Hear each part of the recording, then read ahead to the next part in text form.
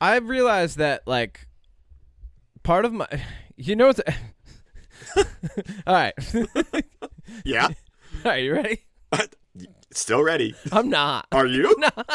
No, I can't get a full thought out. I didn't even get half a thought out. I saw smoke coming out of your ears.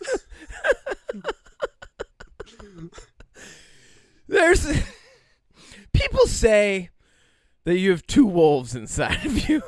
Do they say that? They do. They say you have two wolves inside of you.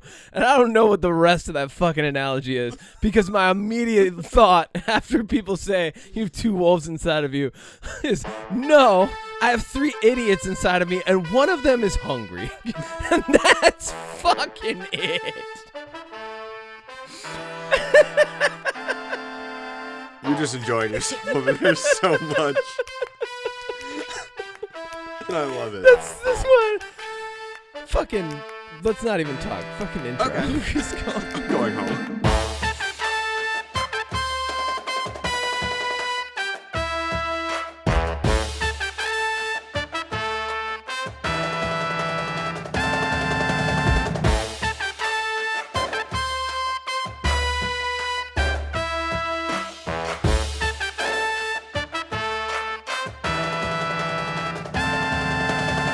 All right, you ready to clap?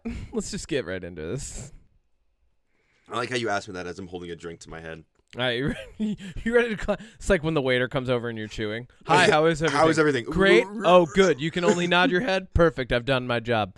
I used to do that intentionally. I would be like, everyone's eating? Okay, I'm going to go get nods. Like, no, seriously, that's a good tactic as a server. Like, if you can time all your tables correctly, because I was working at, like, higher end restaurants. So I was like, all right, well, I don't want to spend too much time at these fucking tables with these old white dudes who are going to make all the same jokes as every old white dude who's been sitting down since 5:30. Anyway, you love that? Let's clap. Okay. 3, 2, 1. Perfect. On time, every time. Welcome back to the Unpop Podcast. We have switched roles, and so the new introductions will be done by. No, that was a one-time only thing. Oh, no, we are back. No, I'm you're putting back to my normal. captain's hat back on. Yeah, that was a boring job. I didn't enjoy it. You didn't like being captain? No, it's All right, boring. Cool. I am the Capitan, Total LC Emperor once again. Kevin Miner, him, with me as always is... Odie Matthews, the chef cooking up content, they, them. Yeah. It should be hey, them. You got to throw the in there. I don't know why I do that every time. Him. It's a very abrasive sound for our listeners. So It's this whole podcast. yes, I have three idiots inside of me, and all of them have thoughts all at once. All of them are hungry now. Yes, all are hungry or thirsty for coffee. So let's not bury the lead on this thing. Let's just get this bullshit out of the way. Yeah, let's talk about that too, for sure. But no, let's get this bullshit out of the way. Life is a farce, and Mike Tyson and Jake Paul made $60 million cumulatively, if not more than that, by just being idiots in a boxing ring for roughly a half an hour. Thoughts? I didn't watch it. You didn't? I did. Okay, here's why. Ready? Okay, so here's my thoughts, and then I'll because you watched it, we'll do your Hit thoughts me. second. Here's my thoughts. Mike Tyson almost died like a month ago. Yeah. So like Training. there's that aspect. It's wild. That would be like, okay, so I saw a comparison meme where it'd be like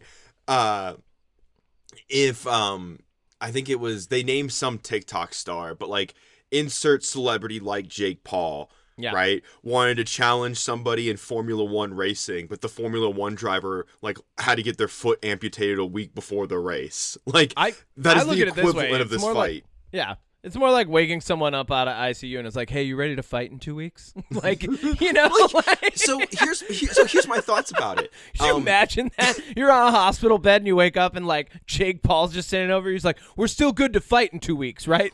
Okay, so here's the thing. Jake Paul is a terrible individual and a horrible human being. Yeah. And Mike Tyson has lost his fucking mind. Can I give you my theory? Mike Tyson has been punched out of reality. Absolutely.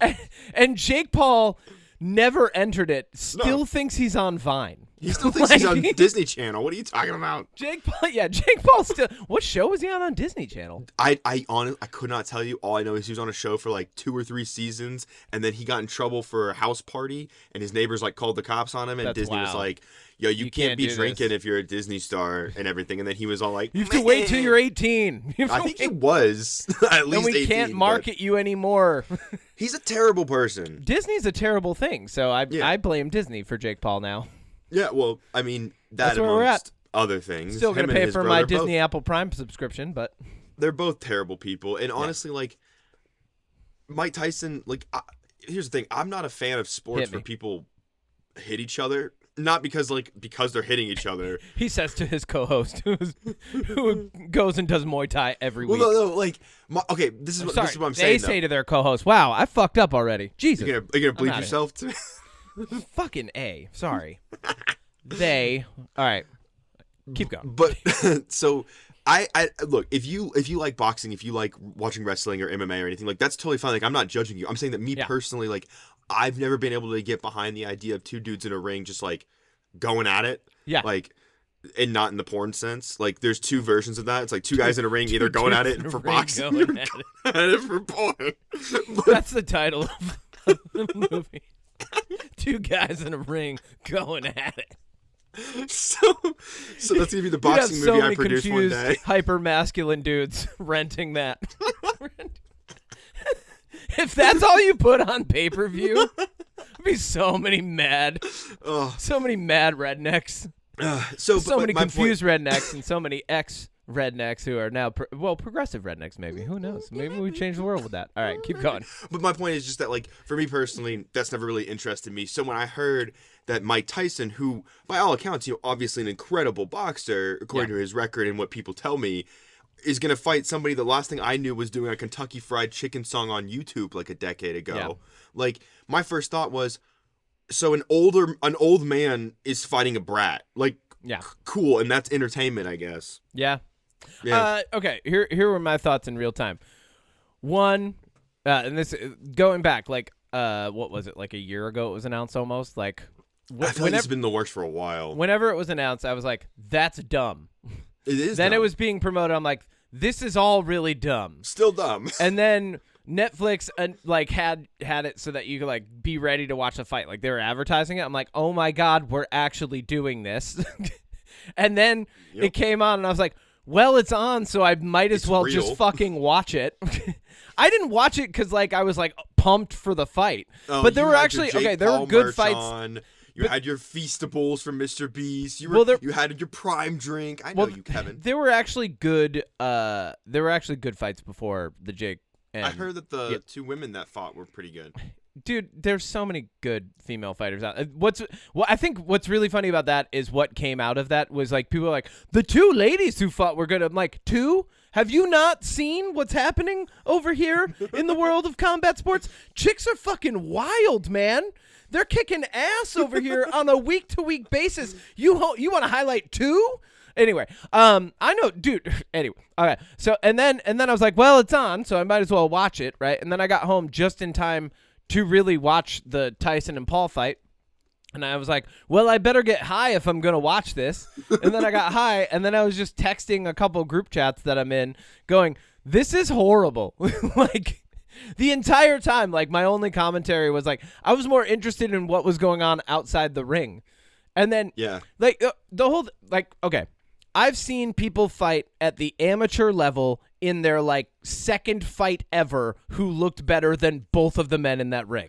Yeah, well, because one's an amateur boxer who's never fought a real boxer, and one's a 58-year-old man. Not only that, I train with people who box better than Jake Paul and current Mike Tyson. And I'm not saying Mike Tyson's a bad boxer. I'm saying current Mike Tyson is retired. He's like should never not be retired. Like, don't do like that's Stop. Like this is like this is the most ungraceful presentation of an ex-professional athlete who had retired ever. That's how I'm looking at it, right? Yeah. Because, like, even Tony Hawk, he'll come out and throw a 900. He doesn't compete in the big air competition anymore. He'll throw the trick that everybody wants him to throw. He'll do the thing we remember that's nice and makes us go, oh, yeah, you paved the way for people who are infinitely better than you now. Or, you know, who at least are, like, continuing in the spirit of the legacy that you've created. Mike Tyson should be doing that. He shouldn't be stepping in the ring with a fucking Vine, TikTok, Disney piece of shit thing. Yeah, no, I mean, it'd be like if in 5 years, if some TikTok star challenged Tom Brady to a football match and he's like, I accept. He comes out of retirement to like a competition. Like, yeah, it's first off, I love that you called it a football match. Like, I'm just imagining two dudes on a field like, you're going down. Like, it's soccer. I was talking about soccer. No, I'm just kidding. Anyway, all right, like, so yeah, my thing with this whole this is my final piece on this Tyson Paul fight, because it cracked me up, because I was like, people like this exist. I heard somebody say to somebody else that their kid, right? Their kid, who I know for a fact is under the age of 10, was worried that Jake Paul would lose because they heard that this Mike Tyson guy was a pretty good fighter.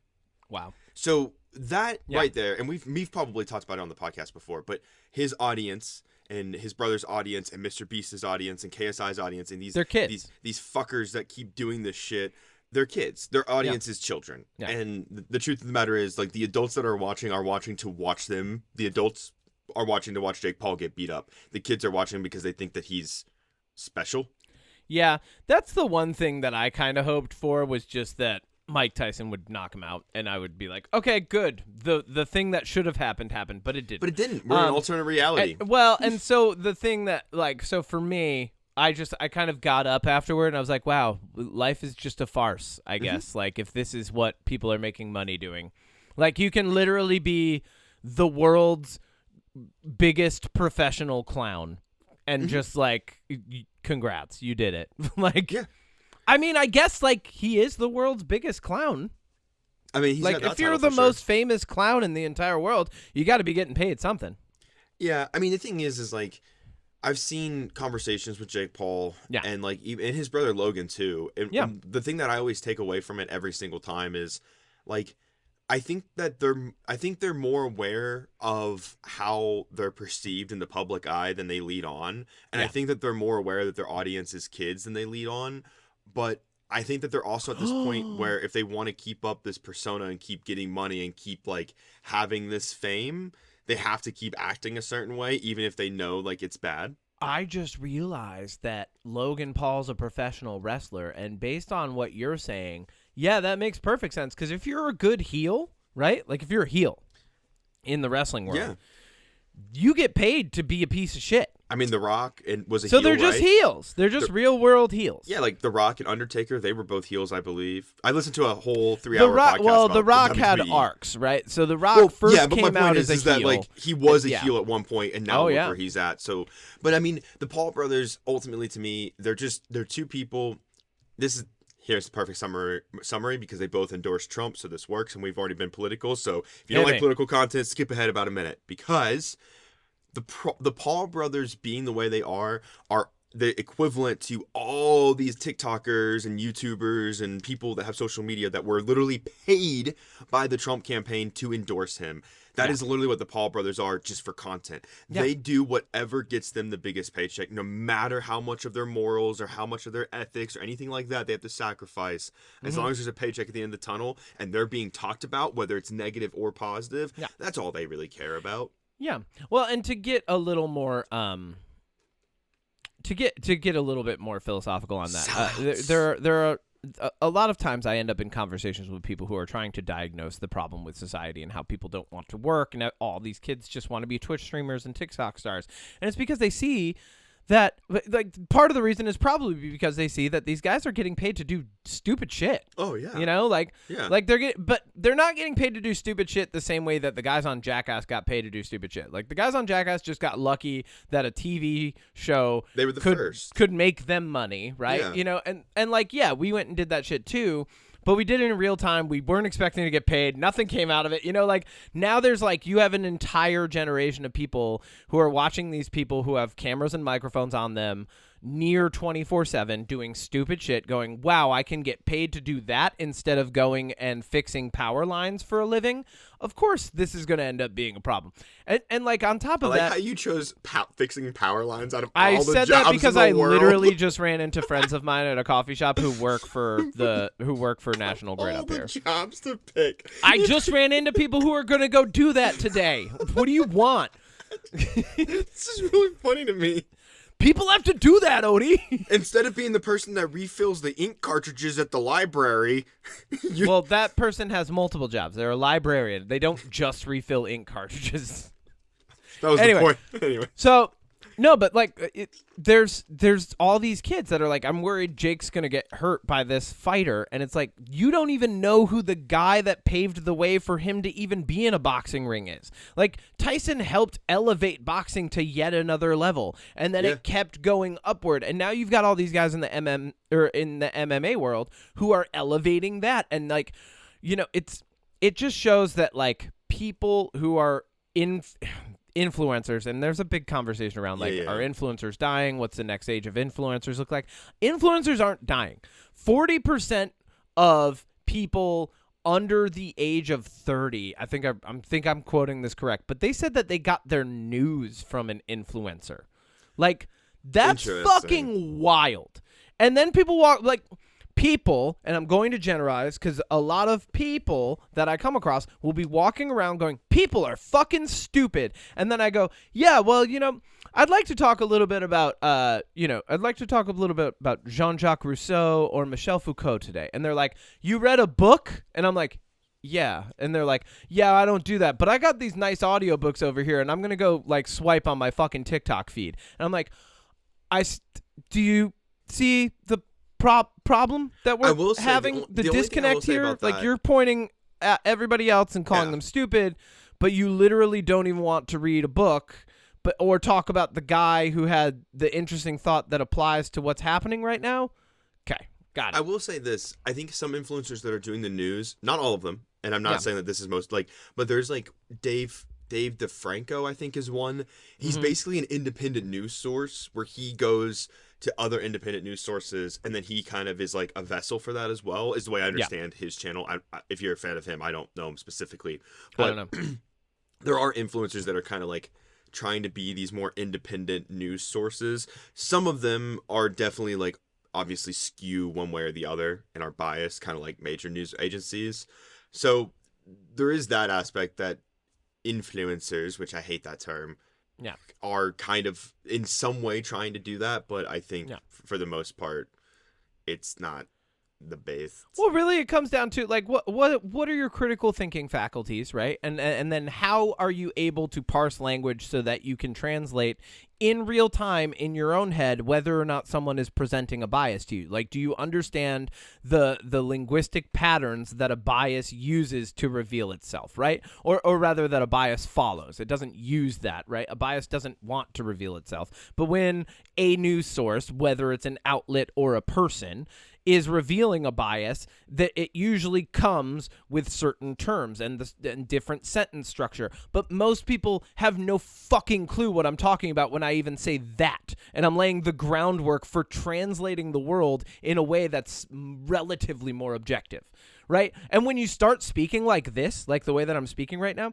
I can't tell, like, for years and years, I've just not been speaking this way to people on a day-to-day basis, because as soon as I start doing it, people feel like I'm making them feel dumber, but then they walk out into the fucking world and point at everybody and call them stupid, and then go home and watch Jake Paul and fucking Mike Tyson fight each other, and I'm like, this is idiocracy. This is idiocracy. And everyone is getting dumber, and no one's doing anything about it. Chris Hedges wrote a really good book about this. It's called Empire of Illusion: The Rise of Spectacle, the Downfall of Literacy and the Rise of Spectacle.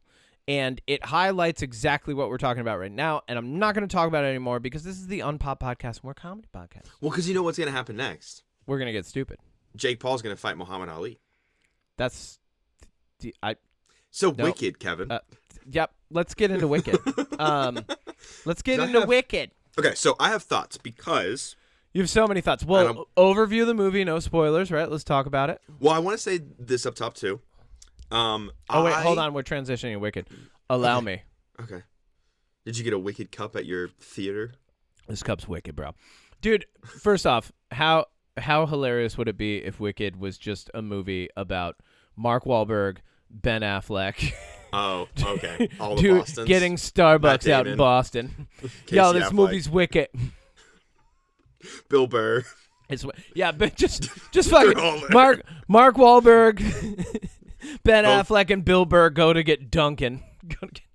That's the plot now. And the person that serves them is Matt Damon. Yeah, this movie's wicked good. Because Matt Damon has to be there. Hit it. Oh, you can even get John Krasinski in there too. I got my Glinda cup. Hit me. So I, believe it or not, have never seen the original Wizard of Oz. I do believe it because you told me multiple times. I've only told you once. No, this is like the 5th time you've told me in 24 hours. No, keep going. Sorry. I've never watched anything Wizard of Oz, and I don't like musicals. Yeah.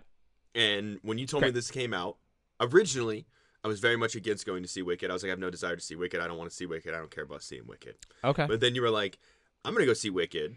And I was like, oh, well, I guess I'll go see Wicked. Even though I knew you were going to go see Wicked. Yeah. I still want to go see it. And? It's pretty good. Yeah.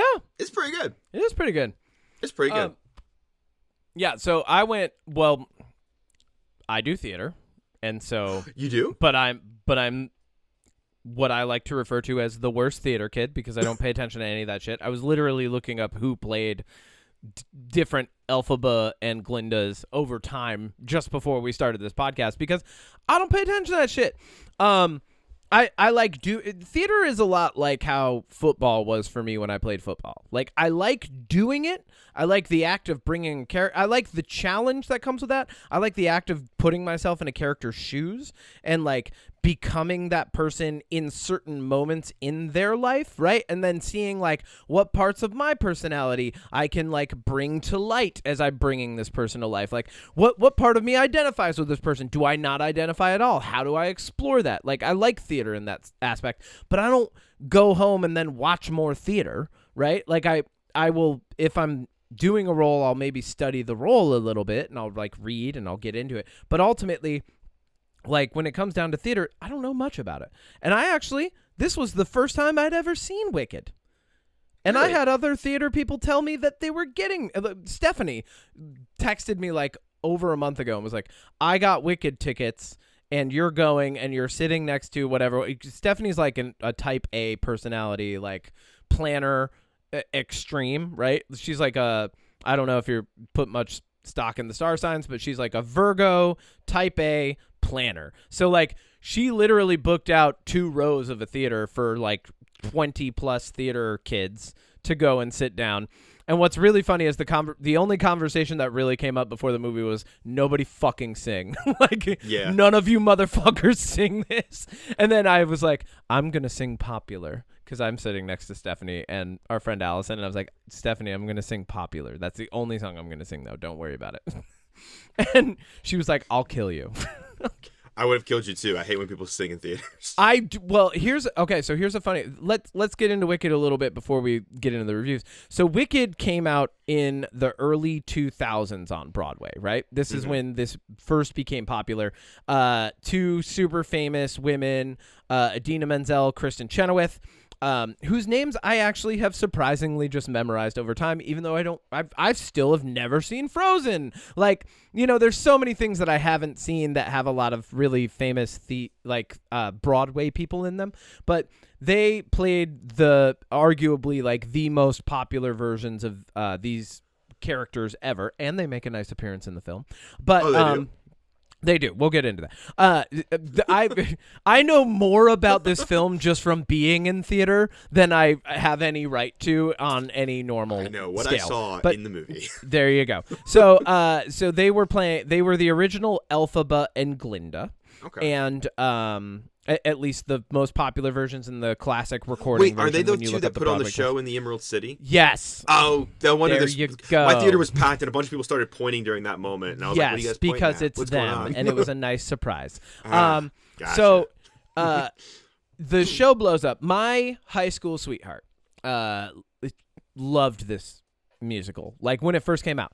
I'm a dumb jock who's like in the middle of wrestling season, and all I know is my girlfriend will not shut up about Wicked and has read the book and is singing the songs and only wants to listen to the musical. And so I'm just immediately like teenage boy, stupid hormones, just immediately shut it down and was like, nope, not for me then. Like, this is annoying. Wicked is annoying. And so that's where that stayed in my mental shelf for a long time.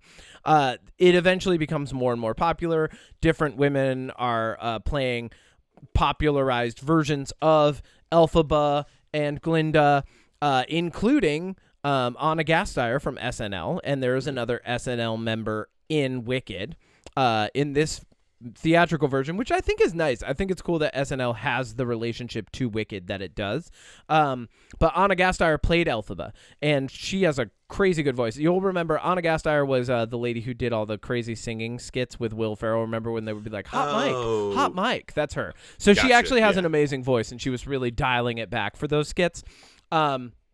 Will Ferrell also grabbed Kristen Chenoweth for a few different movies that he did. You probably recognize Kristen Chenoweth. Just seeing her, you'd be like, oh, yeah, no, I know exactly who that lady is. But Wicked, the plot is actually somehow more relevant now than it was when it first came out. Very interesting. Yeah, which is really good. So this was my first time seeing it. I loved The Wizard of Oz as a kid. As a little kid, it was like one of my favorite movies, like Wizard of Oz, Alice in Wonderland, the classic isekai. That's what I loved as a kid. But that's what they are. No, but I love it. Right? I love that this comes out in our podcast. Talk about Wizard of Oz. We gotta get that isekai reference. Well, they're isekai. That's what they are. Kevin, wait. Just do it here.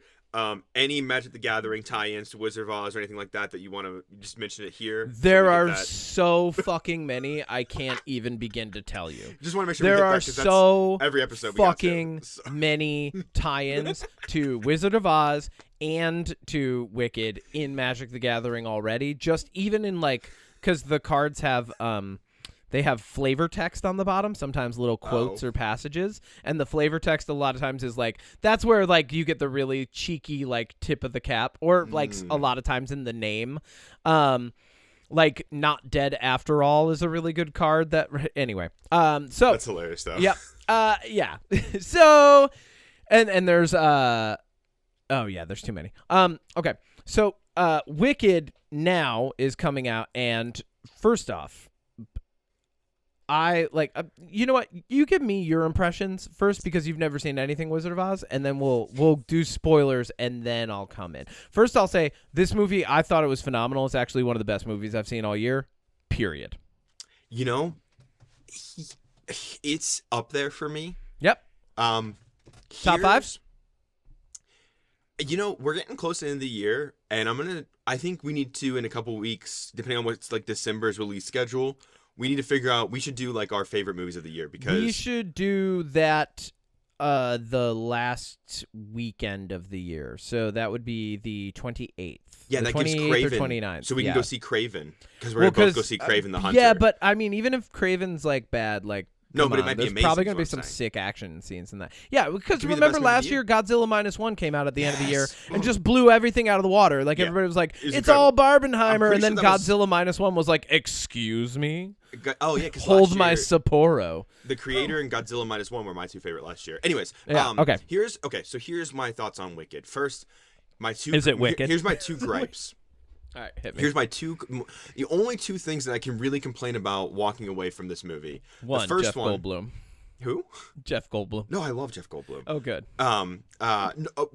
Okay. Everybody in this movie, phenomenal. Yeah. Except the only thing I did not like is when Ariana Grande would hit super high notes, I couldn't fucking understand the lyrics to what she was saying. That's... Yeah. In terms of performance and songs and everything, that is my only thing that I personally was like, oh, I can't really, I'm missing some of the lyrics here. What's the other thing? The other thing, I didn't like how I didn't know when I bought my ticket that this was a part 1 to a 2-part fucking thing. Okay. That made me upset. That's actually my only complaint about this film is this is 4 minutes longer than the Broadway version, part 1. Okay. This is my only complaint about this show. It is a 2-part movie that is going to end up being close to 6 hours in length, somewhere between 5 and 6 hours, based on a musical that only takes 2 hours and 40 minutes to watch with an intermission. Now, here's my thing, right? Here's my caveat to that. Hit me. Even though I'm upset that I found out like hours before that it's a part 1. Yeah. I read when I looked it up that the director, John Woo, yeah.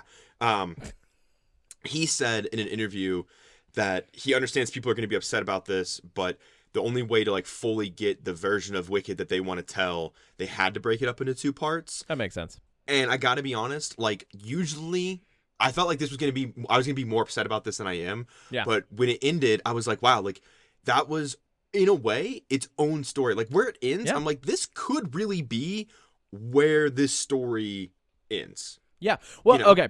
So first off, it's not, and in a very good way. No, I'm just saying though, but in terms of it being a part, like it says to be continued, but I'm like, okay, like this, I'm satisfied with where the story's at. That I'm not like, give me the part 2 right now. I'm like, okay, I can wait a year for it. The only reason I'm mad that this is part 1 and part 2 is because I guarantee that looking back on it, right? If you were to watch part 1 and part 2 back to back, I guarantee looking back on it, you could cut it down to a 3-hour plus movie, which we get very often, especially with franchises like this. You could break it down into a 3-hour plus movie that still tells an effective story, right? But does it in a way where you're going to only have to sit through it once. I still think that's possible. I think in the end of this, I'll give an update on this when the second part comes out next year. I'll be like, all right, could this have really been one part? We should actually do that.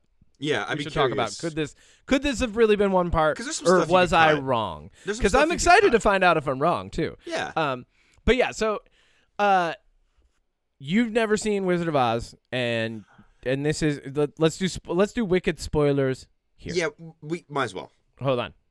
Here. Look at all the spoilers. That's a witch. No, do it's the a witch. monkey. Do a flying monkey sound. Okay.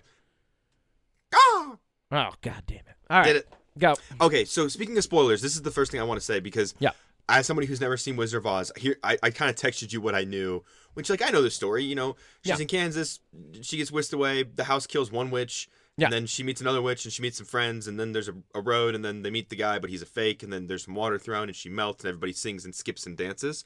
You missed a lot of shit there, but okay, keep going, King. And a munchkin hung himself in the background apparently.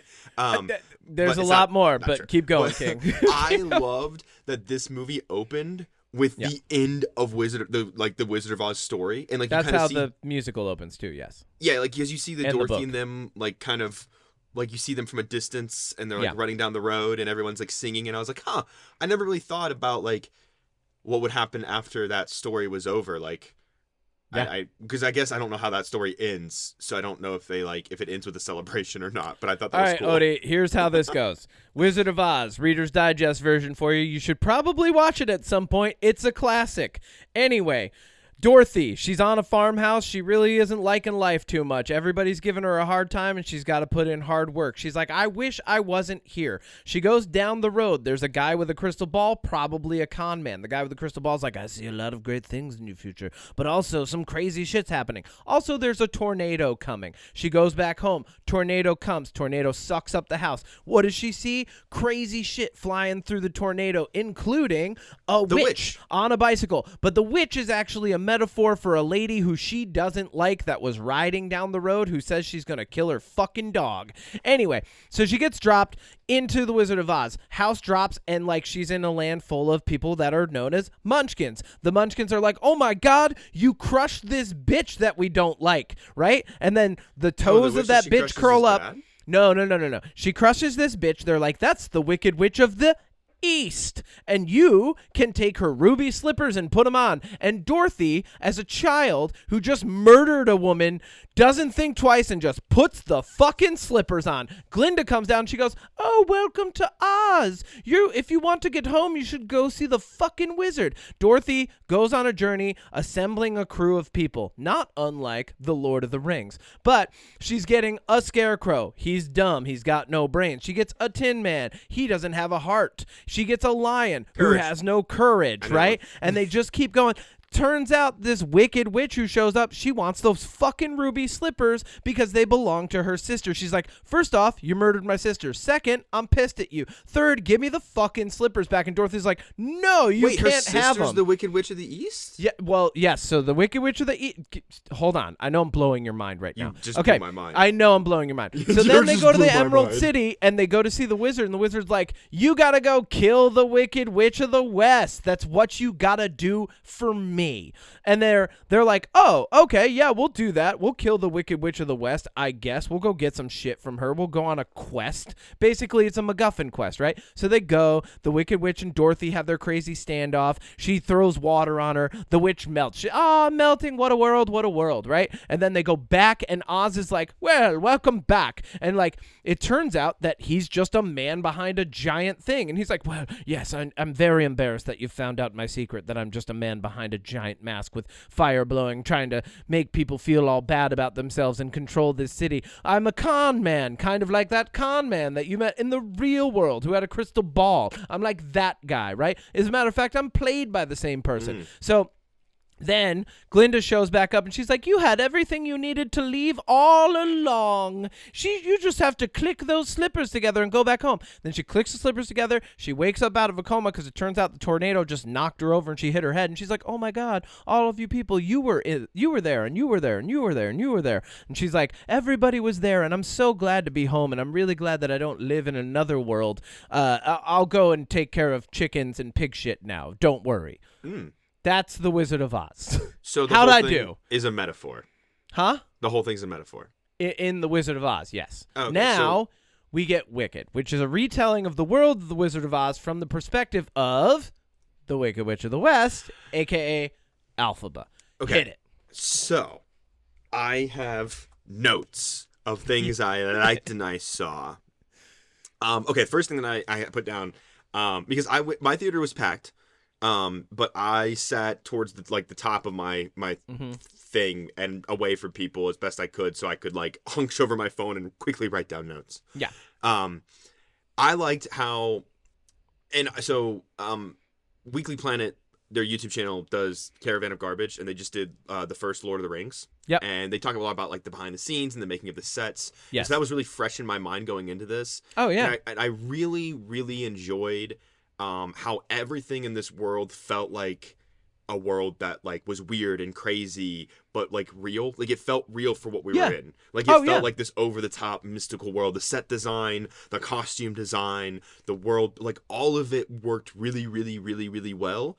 And I think that the costumes and especially the set around the school shiz was just like the CGI. Not always the best. There are some moments like where she's flying and like some of the backdrops, but I think on the whole, 80% of this movie looks fucking incredible. Yeah, some really good cinematography too. Like there's where they like do the weird dance with each other, and there's a shot where like the camera goes between like her arm, like it's making like a shape, and you can see Glinda through Alphaba's arm. Yes, just like really good creative choices all around in this movie. Yeah.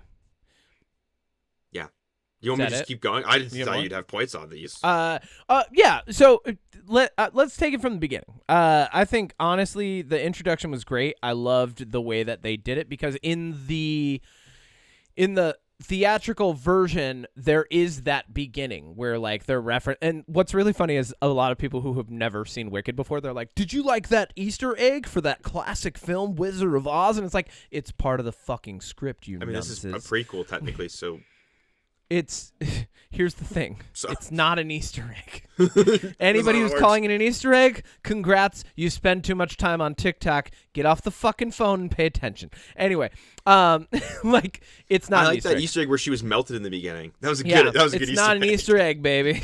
And that's literally where we're going. I like All the right, flying monkey so, Easter egg too. That was good. Yeah, right. But yeah, so what I really liked in the beginning, this is how the show starts, is good news, the Wicked Witch is dead. That's how the story starts, because, like, that's the whole idea is that the viewer or the listener, if you're listening to the album, is getting the perspective of the people of Oz that we're used to, right? So it would help if you saw The Wizard of Oz before you saw this, because then you're getting the perspective that we're accustomed to. It's, oh, yeah, no, ding dong, the witch is dead. Yes, we love that. That's the song at the end of Wizard of Oz, is ding dong, the witch is dead. So we're getting Glinda's version of that with the Munchkins, which is like, good news. The witch is dead, and everyone's literally singing it and dancing around the square, and then they sing this song that's kind of mournful, and it evokes this emotion where she's saying, hey, the wicked's lives are lonely. And you're kind of like, wait, this feels a little bit different. What's going, and like Ariana Grande being introduced like right off the rip, first off, I had low expectations for Ariana Grande, Same. and that is my fault. And I apologize to her because she crushed it. I thought she was going to be my least favorite part of this movie. Same. I but thought, then, like, during the trailers and stuff, I was like, she was kind of the reason I didn't want to see this. dude, crushed it. Like, She surprised me. I had low expectations, and then Yeah. immediately was like, oh no, her comic timing is on point. Wow, perfect, love it. Like when she's in the bubble and the Munchkins are talking, and she's like, what? Like, just like perfect. The frustration in her voice felt real. Yeah. She's like, I have to fucking stay here again for a second. Yeah. No, you kind of get the sense you're like, wait, Glinda, no, you're supposed to be the nice lady. And she gives us the background story of Elphaba. Now, Elphaba's mom cheated on her dad, who was the mayor of Munchkin With Land. the wizard. Obviously. It's not revealed yet, Odie. It's That's obviously you can't do double spoilers. Do you want to know how I knew it was the wizard? Yeah, because it's Jeff Goldblum's voice. Yeah, that's how. All right. So, yeah, they didn't really hide it well. No, they didn't. Well, it's not supposed to be hidden, really. But they hid the face at least, so I think some people still. So the wizard is Elphaba's dad. Yes. Oh, no. Whoa, there's a layer. All Wait, right, okay, so, can I have a big spoiler because I'm not invested in this world? Yeah, hit me. Okay, so huge spoilers if you're like me and you don't know anything about this. Is she really dead? Is the Wicked Witch really dead? I'm not spoiling that. I'm gonna Google No, that's it. Go to part 2. Well, no, okay, I will next don't November. Google it. Go to part 2. Next November I will. Yes, next November you'll find out. I'll wait a year for this answer. Or just listen to the soundtrack. Anyway, so actually, don't look it up because then I think you'll like the ending of part 2 even more. Anyway, I'm gonna this like the should have ending. been one part. Yeah, I'm anyway, kind of upset about that, but okay. anyway, so we find out that yes, the wizard and Elphaba's mom are drinking green elixir and cheating on her dad. Why are you drinking Whoa, that? what happens? A green baby's born, Why are right? you drinking that weird liquid from a strange man? From a strange. Also, Well, how did first you off, end up, he's a how con did man. you end up getting with the wizard? The wizard is always a con man. Well, we know from James Franco's wonderful foyer into Oz that he flew there on a balloon, and that there's a balloon in this. and that Mina Kunis was actually Elphaba. No, anyway, yeah, that's a weird word. Well, let's not. Wait, okay. touch Here's that. a question about the wizard. Hit me. Because this is important for me going forward and how I talk about him. Is he from a war era? He gives me this vibe, like 1930s, baby, Dust Bowl. Okay, because I was like, he gives me this air of somebody that lived through like a world war or like No, 1930s, Dust or Bowl. like lived through like a depression or something, and like because that's where you get that mindset of like give everybody somebody to hate and everybody else will feel good and everything will be good if everybody feels good. That's like, that just, is very. That's just Republican politics, baby. That's a depression era person. That's right that's there. McCarthyism. That's everything. It's all of it. It's fucking it. That's He's the an Red inventor, Scare. right? It's the modern war on wokeness. Like that's what it is. You give somebody a boogeyman, and then your politics can function, and you can run your city however you see fit. Which is why right? this is more relevant than ever. And he's Thanks. he's an inventor. Was an He inventor is. or whatever. Yes. Well, he wasn't an inventor. He is a con man. Okay. And he gets everybody else to do shit for him, but he is smart in the sense of an engineer or someone who can manufacture a mechanism, right? But when you look, once you peel back even just a layer of it, it's like, oh no, this is actually just a con man. Yeah. So he's not actually, he has a wit, right? But he doesn't have he has wit and maybe I would even say like mechanical genius, but not wisdom. He's not a wise person, even though he's painted as this great and powerful person. Like, it's the classic false savior, right? He's come here, he's going to save us, but who constructed the narrative, right? We'll get into that in part 2. So then we see Elphaba showing up to Shiz, which, first off, Cynthia Erivo, I think, is one of my favorite actresses now. She crushed it. Okay. From the moment she stepped out, and every single interaction she has with anything, including even just the scenery in this film, I believe her. Even though she's green, even though she's playing an alternate version of a fictional character who we've had multiple versions of, even though it's a completely make-believe world, I believe in every emotion she's experiencing, to the point that I cried twice during this film. There was a couple moments that got me in this one. I cried twice. Here's my okay. So I'm glad we're mentioning her because I have two things about the arrival at Shiz. Yeah. One, I know it's like for the sake of the story, but everybody's reaction to seeing somebody that's green. Now, granted, I can't see green, so I don't know. Right? I totally fucking forgot. Yeah. So you can't even see green. So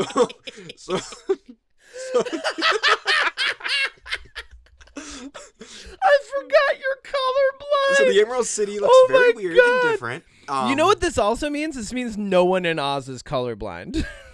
That's my thing, though. So that's why. My point is that, like, and granted, I don't see her for like what normal people see her for, but like everybody's reaction to seeing her is so exaggerated that I'm like, what do you like? Wait, does the Emerald City just look brown to you? Like a yellowish brown. Stop! If you went to Oz, you would be like, they'd be like, follow the yellow brick road to the Emerald City, and you'd be like, I think they're different shades.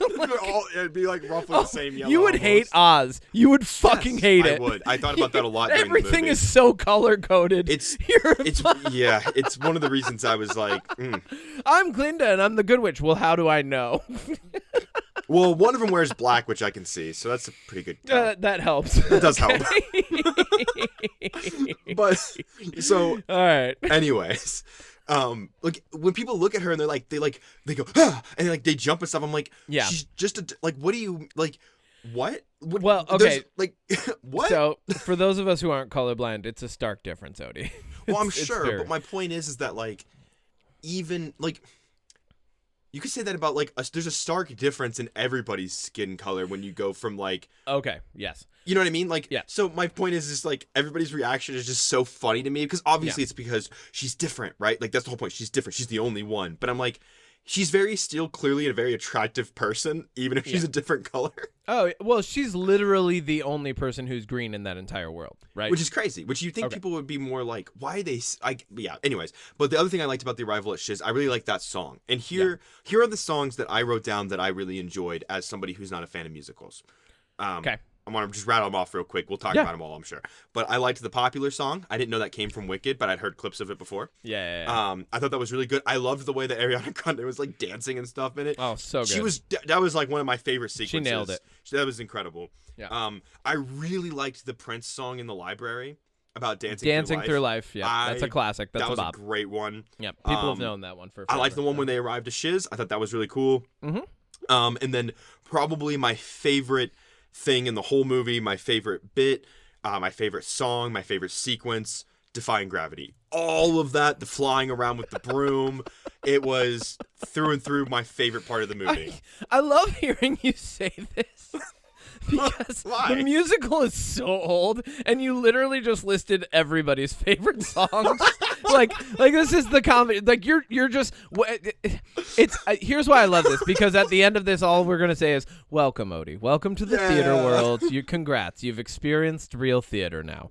Okay. Not awesome. film, not cinema. This is theater. So okay, part of that's the why I liked it, because it felt like theater in movie form. Yes, and that loops into what I was going to point out about The Arrival, which is everybody's reaction is heightened, and that's because we're in a musical, right? Everything becomes a caricature. That makes sense. Like that's what like are you the good popular person who will do anything to be popular? You dial that to 11. Are you reacting to someone who's green? Dial it. Like that's how theater works, right? Because when you're on theater, you don't have the 360 angle and the benefit of a camera, so everything has to be dialed up. Those reactions have to be done that way. And so what they did was they did a really good job of bringing people into a film and then having them interact as though it were staged.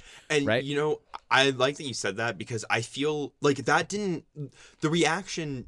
That fact that reaction was heightened didn't get me. It was just the reaction itself, because I was like, oh, this is kind of funny that, like, realistically, her being a different color, like, isn't that big of a deal in my mind, right? Because it's a huge deal for them, though. But that's why I liked it. But I liked that everybody in this world, like, one of my favorite one was one of, is it Glinda now, or can we just say Glinda since she changed her name? It's Glinda now. Okay. Because she reluctantly changed her name. But back when she was Glinda, one of her little, like, the guy with the glasses, that's like one of her little like henchmen, you know, posse people. You mean Bo and Yang? Sure. From SNL, Bo and Yang? Sure. All right, cool. I haven't watched SNL since Andy Samberg left. But Bo and Yang's actually really funny in he was great. Everything. He's phenomenal. Phenomenal. What I loved about that was like I liked that everything that they did was like heightened when Glinda did stuff, and they got like so excited when Glinda did stuff. But a lot of their like dialogue when they were like leaving rooms or like making comments felt very like it felt unreal, but it felt so fitting for everything I was watching. And that's a great sign for the world building, going back to like my very first point, is that as somebody who again went into this completely blind, I really felt like everything just fit so well. And one of my favorite bits about The Arrival, and I wrote this down because I wanted to talk about it. I love that all the students go to sit down in this giant courtyard. This lady gets up and is like, welcome, here's the spell teacher.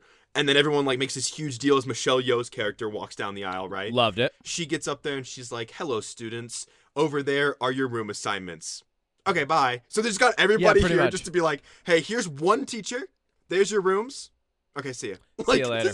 Just cracked me up. I don't know why, but like the idea that like they made this big deal out of everyone being there, and then it's like 5 seconds of nothing. Well, I mean, is that not school? I don't know. I never went to college.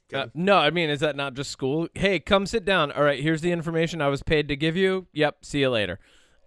Right? Accurate. Just because I thought they were gonna make like the way that they were building the school up. I thought it was gonna be like Hogwarts or something, you know, like. Well, it did feel like Hogwarts, but more culty, right? It kind of did. That was one of my first thoughts, was like, oh, this feels like Hogwarts, but more culty, for sure. Okay, here's a good point about that. Speaking of it feels culty, most of the people in this suck. Is that intentional?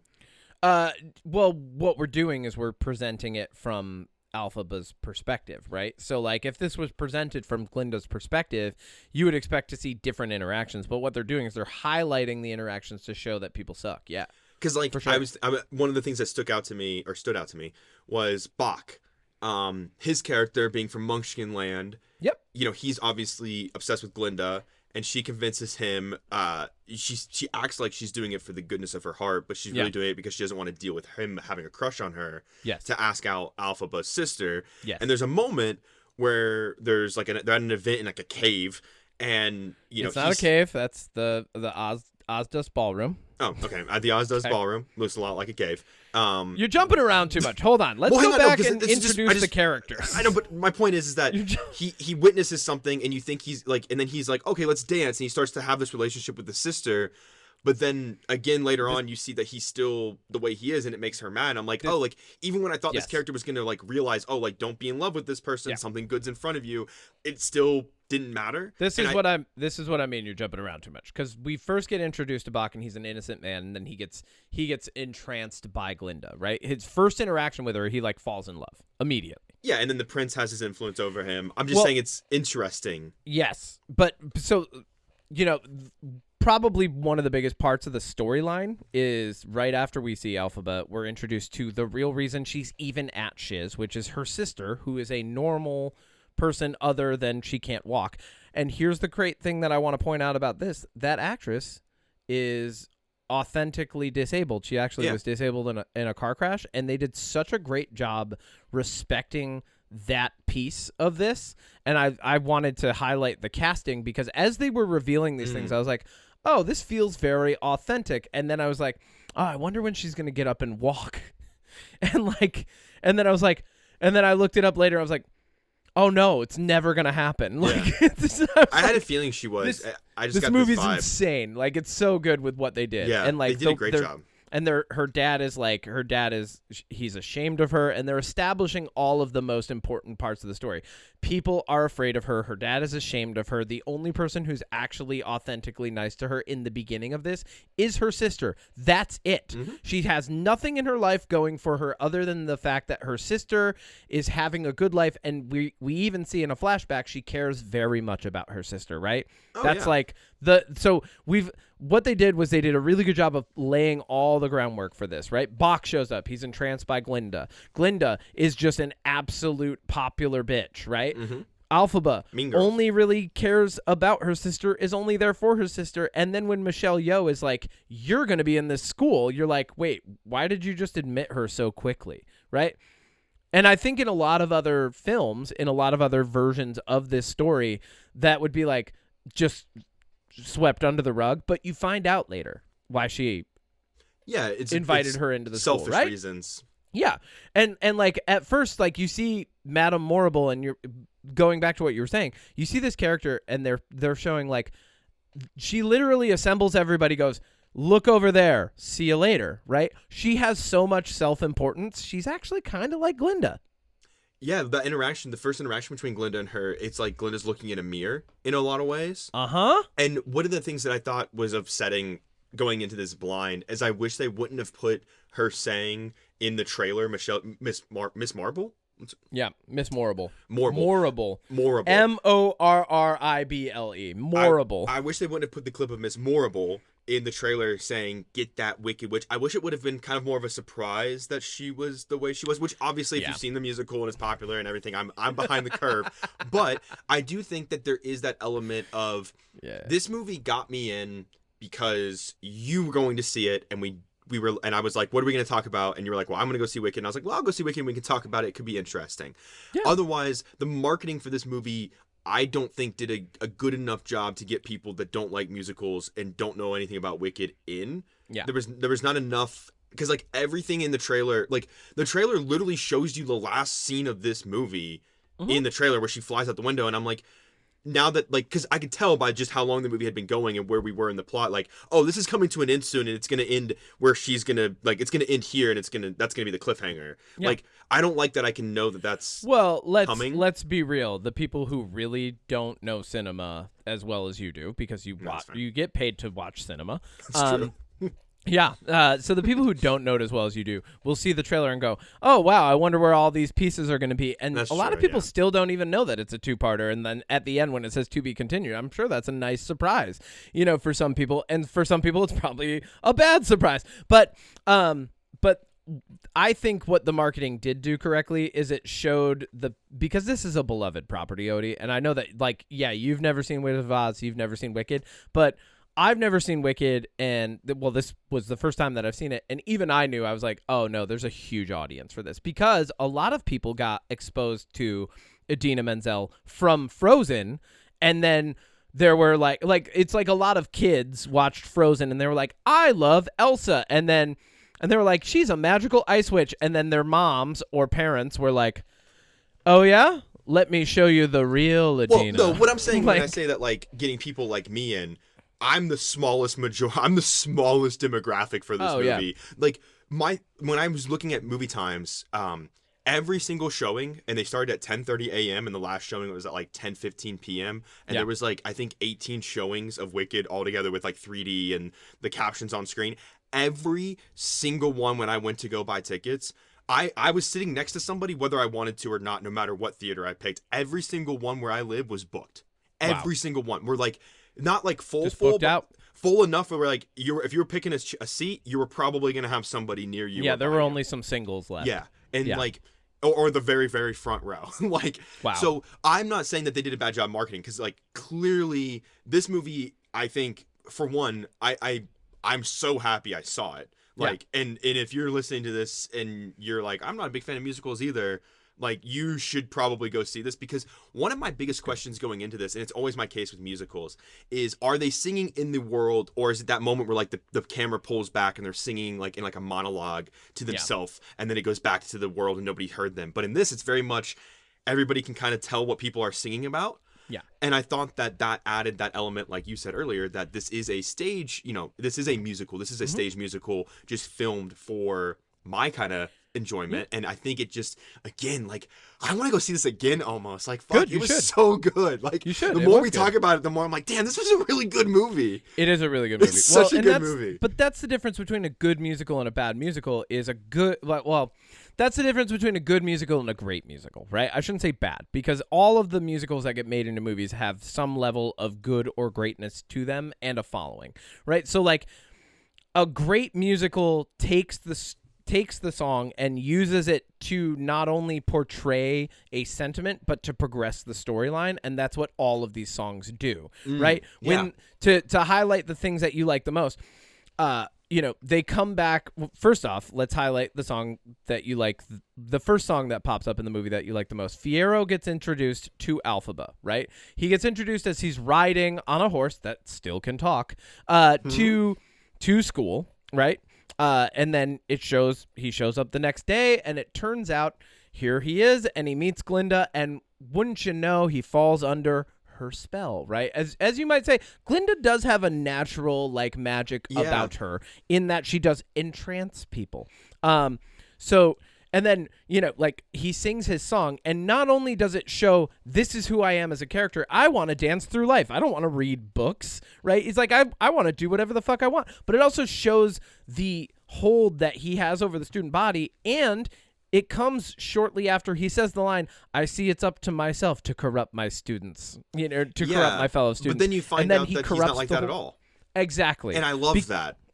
So good. It's obvious from the beginning. And like, speaking of that interaction where he first meets Elphaba, that I was a little disappointed, because I was like, oh man, I was kind of hoping this movie would do the thing where like it subverts your expectations, and like he meets Glinda, but he's not interested. And then I was like, oh, well, of course he's going to be interested. But then, since we're in full spoilers, you see his relationship with Glinda evolve, and like she very much doesn't want him to grow. She doesn't want him to think. She just wants him to be the way that he is. But he doesn't want to be that way. Obviously, these are all themes. I can see it on your face. It's so funny. But like when he has that, when him and Elphaba, rescue the cub and everything, and they have their moment, I was like, oh, like, not only is this a great moment where you realize that these two are more alike than they realize, but you also kind of realize that Elphaba clearly wants this prince, and this prince clearly wants Elphaba, but he's with Glinda, which kind of maybe adds fuel, I'm guessing, to that fire of why she betrays Elphaba, maybe? But either way, like, seeing all the groundwork to this stuff for a part 2 is really fascinating for me. Yeah. It's so wild talking about this and, like, knowing what's coming up, because, like I said, High School Sweetheart literally... My high school sweetheart did to me what I'm so sorry I've done to so many other people with different things in my 20s, right? Which she explained everything about it to me. She was so passionate about it, but it literally didn't stop. And so, like I said, it got filed away as annoying. I wish I had just embraced it at first and enjoyed it with her. That's on me. Once again, this movie has just highlighted many failures of my life as a man.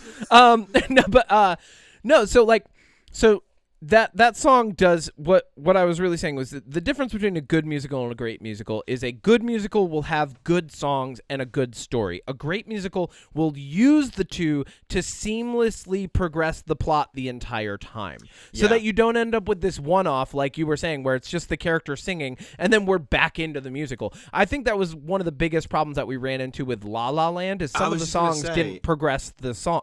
I love that movie. And it's a great movie. And I think it's great. Yes. But some of the songs do nothing. I think the songs are entertainment, and that's pretty much it, which is great. Like, that's obviously the purpose of a movie. But as somebody who's very picky about musicals I watch, like, this is why I don't want to watch Wonka, because apparently that's a musical too. Like, I haven't seen that one. Yeah, but, like, this is the kind of musical that I really want to see more of. And this is, I know this is probably going to make me sound like, what's the word? Like... The fact that I would like to see more, it makes me sound like I'm not cultured enough, but like, I would love to see more of these Broadway musicals adapted like this because I think it gets them in front of a wider audience. Because like I have nothing against theater. I have nothing against going to see shows. I would love to see something on Broadway. I've never done it. I think it'd be really fun. I've always wanted to go to the opera. Like I'm very interested in those things, but. As that takes like I have to get in my car, I have to get dressed, I have to buy a ticket, I have to go get in the seat, I have to wait for the intermission. Like going to the theater is an experience that is great, but is an experience that takes a lot of time and effort on my part. Whereas like adapting it like this, I can flip on Netflix or Hulu and like watch it in that sense. Yeah, ease of access. Yeah, and like, but again, it comes down to the execution, and I don't see a lot of musicals, so I can't speak on the whole, but like. This, in my mind, has to be up there in some of the better adaptations for this kind of stuff. Because, like, again, it's hard for me to sit here and say, like... Because, like, even... There was one moment in this, and I know I jump around a lot, and I apologize. It's just how my brain works. I'm trying to keep it linear so we can explain the whole movie. Well, I feel like most people probably know the plot of Wicked over me. But the one moment where I thought I was going to be like, ugh... Like, I thought it was going to be one of those moments for me was when Elphaba shows up to the Dust Room Ballroom and... Ozdust Ballroom. Ozdust Ball. They say it like 3 times before she shows up there. Yeah. But Ariana Grande sings it real high. No, I'm just... Exactly. That's why I couldn't understand it. So you didn't know what she's saying. I didn't know. But when she shows up and everyone's laughing and she puts the hat down and then she starts doing the weird dance all of a sudden, I was like, oh my Love God. The weird dance. I was like, we're going to have one of these moments. But then... Like not long after it started, I was like, I was totally hooked. And then when the prince is like, oh, she doesn't care, and she's like, oh, of course she does, she just pretends like no one does. And then Glinda joins in, and then everybody joined, and I was just like, wow, I thought this was gonna be a cringy moment, but it turned out to be one of like the more beautiful moments of the movie. Like that moment, that like interaction is just so well done and was so perfectly executed between both the actresses in that scene too, like with the tears and the movements and the facial expressions, like. It felt so real. Like, it was just... Full disclosure, when Elphaba cried in that scene, I cried. Like, legit was like, wow. Yeah, that was really good. Such a huge moment. And, like, it just goes to show you that they did it so correctly. And then going back to something that we already highlighted, and then when they want to pull you away from the emotion of that moment and keep the movie going, who do they show? Glinda's henchman, right? Mm-hmm. Like Glinda's little 2 yes men, he's like Bo and Yang, and he's over off the side. He's like, what are you, like, you know, he's like trying to do the dance and you're laughing again. And like John Woo did such a good job of showing you moments when you needed to see them to get you in the right mental space, right? Like, cause this movie could have just been like, oh, everything's so hard for Elphaba all the time. And like, even just in like the beginning when she's first singing her song about how she's going to meet the wizard, like that was a good one.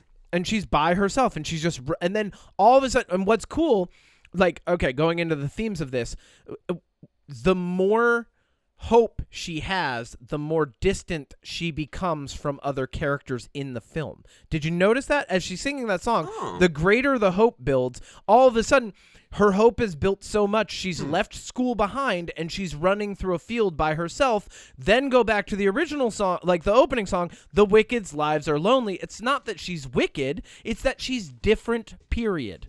right? So like the big theme of her being different, the more different she is from everybody, all these other people don't have hope. They just have things that they want. They don't have dreams. Like they just want popularity or to control people or, like, and all of those wants and all of those things that she's leaving behind because she's different and able to see the world differently eventually leads her to the edge of a fucking cliff at the edge of an impassable desert, right?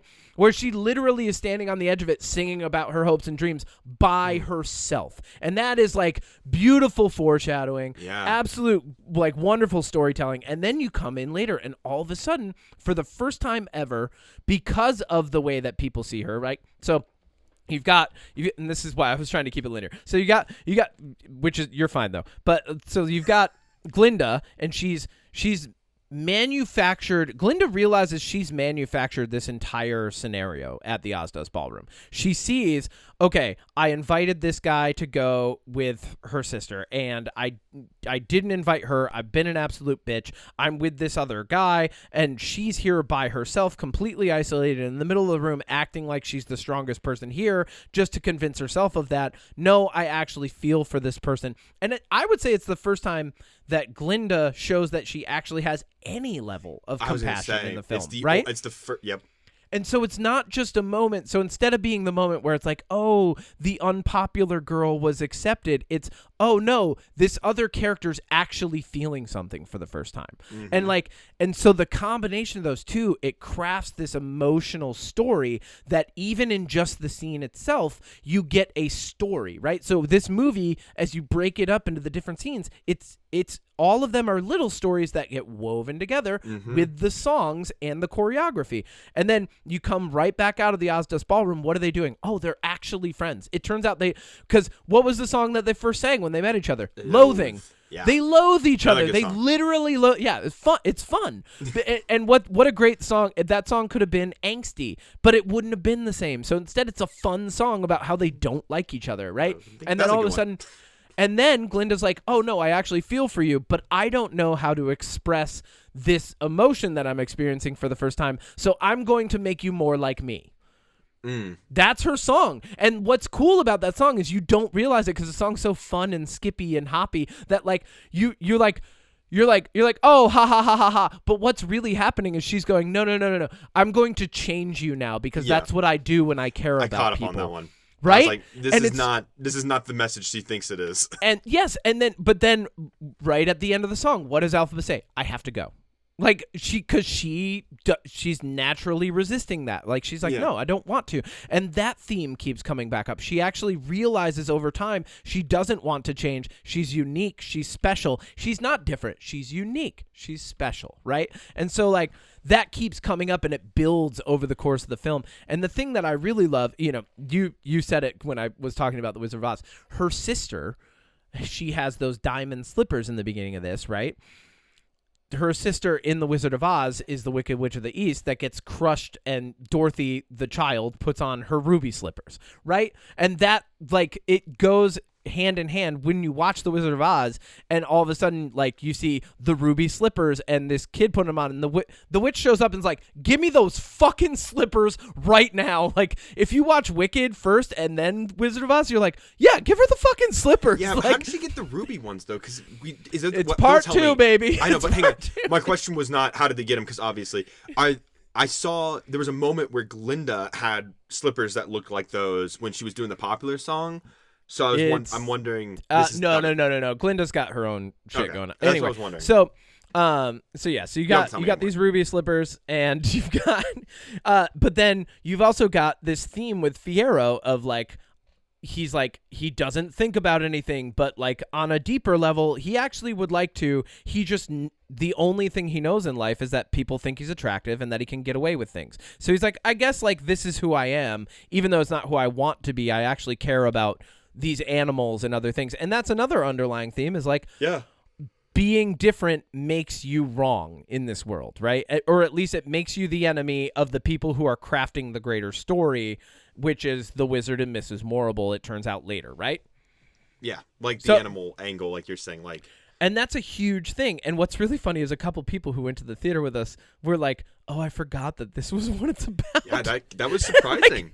Yeah, Peter Dinklage plays a goat in this. Peter Dinklage is the goat in this. We have the same birthday. Yep. But so he actually Peter Dinklage did a wonderful job playing an emotional anthropomorphized animal, like a person, like a talking animal, not anthropomorphized because it's not human like, but talking animal. And especially in that moment where, like, you know, he accidentally knocks the flowers off, and then that was good. You know, she picks up the vase and he's like, you don't have to do that. And like, he doesn't get into what the other thing that I love about this musical is it doesn't hit you over the head with the theme the entire time. It plays the theme and the melody and it throws it into the background. Like when they're first sitting down, like in that scene, the theme is Alphaba is actually the kind one, right? And so her kindness shows through, and all he says is, thank you, you're very kind. He doesn't say, like, you're the only person who's helped me, you know, like, it's thank you, you're very kind, and we move on. They did you don't need to be hit over the head. You know, they did a really good job of doing a mixture of showing and telling. Like, yes, they back everything up. Like, yes, like you said, that was a very subtle moment where, like, obviously it's a kind gesture, and like you notice it, and when it's said and the way it's said, you kind of I thought for a moment, I'm like, oh, you know, all the way back to like when she was a little girl and she defending her sister that's getting made fun of by throwing the rocks at the kids. Like, she's always been kind, and you know, I think like it shows all the way through, obviously. And another thing that go ahead. No, another thing that's really good is the way that she sings her song about Fiyero after they have their little the people come to get Professor Goat, Peter Dinklage. I forget his name off the top of my head right now, but anyway, they come to get Goatman, Peter Dinklage, and take him away finally. And this is after, like, you know, some build up has happened, and like Alphaba and Glinda are getting along, and Fiyero and Glinda are together, and then Fiyero and Alphaba get out of that scenario, and they end up on their own. And what plays in the background? Fiero's theme, right? Like his little dancing through life theme is playing, but it's playing subtly, and they're having a different conversation. And his theme ends in that scene because he starts thinking for the first time ever. So what's really cool and like an underlying theme of this that you don't get hit over the head with is Elphaba is actually bringing out the best in people by just being who she is, right? So Glinda cares about someone for the first time, like genuinely has compassion for the first time ever. Her sister, who she brought to school with her, is actually just a good person because she spent a lot of time with her. Fiyero starts thinking for the first time. All of these people are experiencing things for the first time because they're with someone who's different and willing to embrace that. And that's huge. And then they go to the Emerald City and everything turns into a fucking cartoon again, which is great. Yeah. It was, I mean, honestly, it's just good. Like, I mean, there's so many little things I could be like, this was a good moment, but I think overall, like, if the choreography, that was the last point I had, actually. The choreography was incredible. There were so many moments, especially, like, the one that sticks out to me is when they arrive at the Emerald City, speaking of which, going linear. Like, when they're dancing and, like, as the camera's moving through everybody, like, I liked that the movements all felt different. Like, everybody was kind of there was a group of people doing one movement together, a different group of people doing a different movement together. But when you put all these groups of doing different movements together, it just looked like it felt like everybody fluid. Just spontaneously broke out into dance, and like everybody just is with their people that know the same dance as them. Like, you know what I mean? Like, it was just the choreography throughout all of it, the big flashy ones all the way down to like the small subtle movements, like in the dance with Glinda and Alphaba in the ballroom or the dust room cave. You know, like I think that all of it through and through, like, and I think it just all kind of goes back to what I said in the beginning, like the outfits with the choreography with the fantastic songs. I don't think there was a single song that I didn't thoroughly enjoy. There was moments of songs where I was like, I can't understand what you're singing, but that's different. I think that the set building, the world design, the performances, the story, the themes, like everything in this movie is what you want if you're going to see something like this. And I think as somebody who watched the 2016 Ghostbusters remake right before going into this movie, Watch a bad movie before you see this, and you'll love this movie even more. I guarantee it. Well, so I wanted to make sure that we highlighted a couple more points in the story. So one thing that the marketing did that I really enjoyed is they did not show Kristen Chenoweth and Idina Menzel in the marketing. And then when they popped up, the moment you experienced in the theater of going, who are these women and why are people pointing? Anybody who knew was like, oh shit! Like I it's felt them. that in theater. But what's really cool about that moment is they are both known now for being such great singers that literally the entire time they're putting on that story, they keep cutting in front of one another and upstaging one another, which is just a nice little nod to because people would constantly, one of the dialogues back in the day was like, who's actually the better singer, right? And so it was a nice little nod to all of the dialogue that's happened around them over the years. Like it was a little blooming onion moment of meaning if you're someone who's a fan. And everybody I was sitting with in the theater lost their fucking shit. Like I said, I saw people pointing. They lost their shit, dude. And I was like, oh shit, it's them. Okay. Not me. I was like, and I really like the way Kristen Chenoweth just emotes and the moment where she cuts in front of Idina Menzel. Yeah. But then right after that, Idina Menzel cuts in front of her and Kristen Chenoweth even tries to get back up in front of her and runs into her little scepter. And I loved everything about that. Then her and Glinda, who she brought with her, go and see the Wizard for the first time. It's Jeff Goldblum. He actually is probably my least favorite part of this film, but it's not that I didn't like him. I just we didn't get enough of him, in my opinion. You don't get much of he's not the point. Right. I'm just saying, to see his version and who his character really is. I feel like I didn't get to see enough of it personally. Can I be honest? I think he was just cast to bring in older people. Oh, I'm sure. I honestly, I feel like they could have cast somebody better. There are Glenn so Powell. many. Well, I wouldn't. You know my take on this. I would not have cast a cinematic star for this because my take is always get Ariana Grande surprised me, but always try to get somebody from Broadway. I would have said, all right, let's reach. No, Jake Paul. Jake Paul's the Wizard. Actually, that would have brought in so many people. But if that's what your goal is, right, to bring in people with your casting. But no, I honestly, even with some of the promotion that they did and the press junket that they did, I think that Jeff Goldblum was just there to make older people go, oh, I know him. I might go see this. Because he's older. But the Wizard at this point in the story would actually be somewhere in his 40s maybe. So I would have gone younger, right? Because what ends up happening is Dorothy comes in much later. This is early. They're still in school. They're not full-fledged. Anyway, so the opening to this movie makes it seem like it's is just sequential. Roll right into no. See, that doesn't. Okay, that's no. Yeah, no. Okay. We'll get there. Anyway,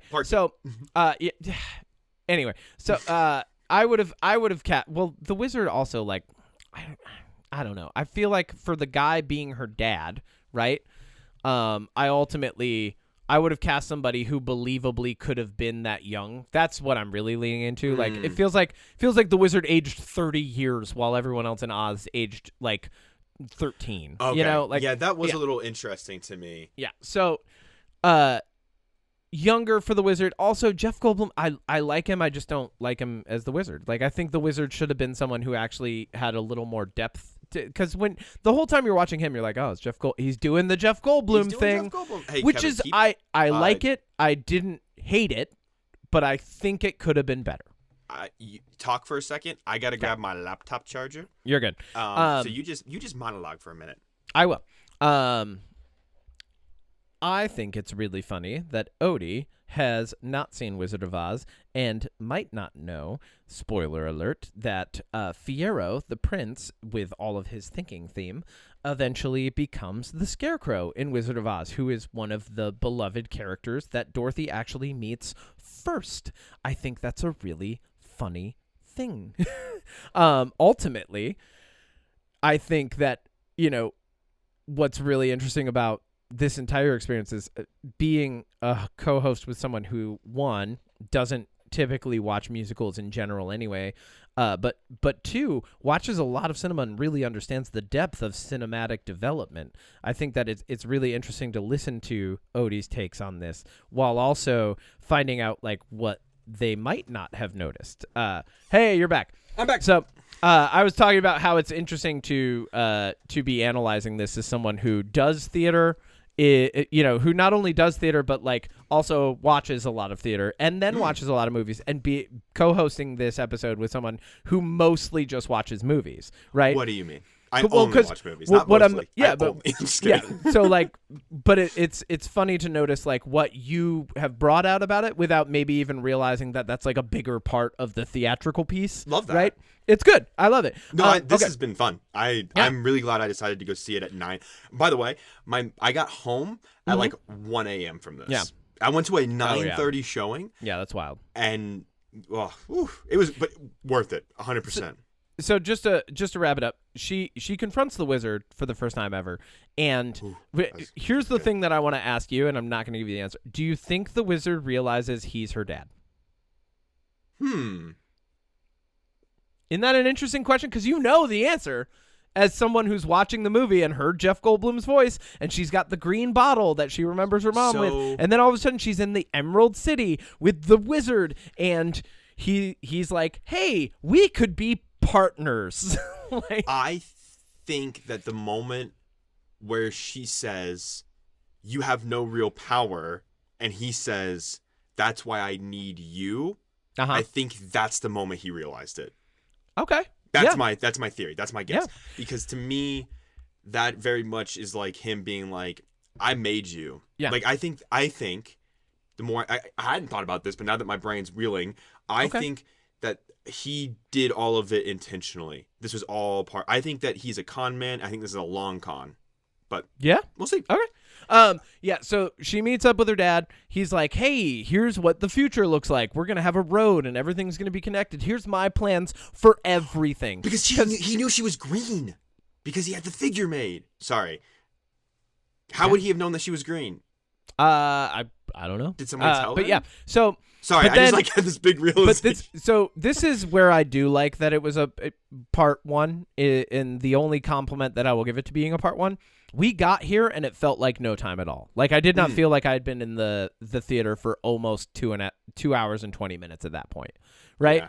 Like I was like, movie. No, this is good. Like and I kind of realized it when she started reading the Grimmery. And what's funny is in the story, they paint that the wizard is the one who read the Grimmery, right? And they're calling him the wizard, and he's got this big head. And then he's like, oh, I didn't realize it was you. And he walks out from behind it immediately, right? Instead of like putting up the facade, he just drops it. And they're like, oh shit, wait. And that's the first part of like breaking the facade of the wizard. And then she realizes as she reads the Grimmery, oh, he can't, and neither can Morrible. Like, neither one of them can actually do what they say they can do. Morrible has more power than the wizard, but still not a lot, right? Yeah. And then you've got Elphaba, who comes in and just immediately is connected to the Ancient Ones and the land and everything. And they're trying to utilize the resources of Oz and make the world that they want rather than cohabitating. And then she comes along as this different thing, right? And when you look at, you mentioned the choreography. When you look at the choreography, everybody who's a staple Ozian, like what you might refer to as an NPC, they all have their little groups, and they all know the same dance, and they all do the same thing, right? Because that's what Oz is. It's powerful and it's togetherness, and it's all the wonderful things that the Wizard of Oz paints it to be, because that's what that movie does. It paints Oz to be this wonderful land of cohabitation, even though it's not. And then you've got Elphaba, who keeps coming along being different, and everyone's reaction to her is repulsion. And then here in this scene, you have three people, one who actually had compassion for her and two who are trying to use her, right? But the two people who are trying to use her are powerful and popular. And so it creates the initial rift between Glinda and Elphaba as the action of this part hits its peak, Glinda and Elphaba are running away together, but Glinda kind of is like reluctant the entire time. Like she's lagging behind. When she catches up to her, she's like, well, I hope you're happy. You fuck shit up, you know? And like they sing that song, I hope you're happy. Yeah. And they're talking to each other about it. And then the guards are coming in, and Morrible gets over the loudspeaker and starts spinning the story the way that they need to, because Oz can't function without a boogeyman. And like as soon as that comes in, you get the whole idea of like and then she does the thing. She says the movie title. Yeah. and not only that, Witch.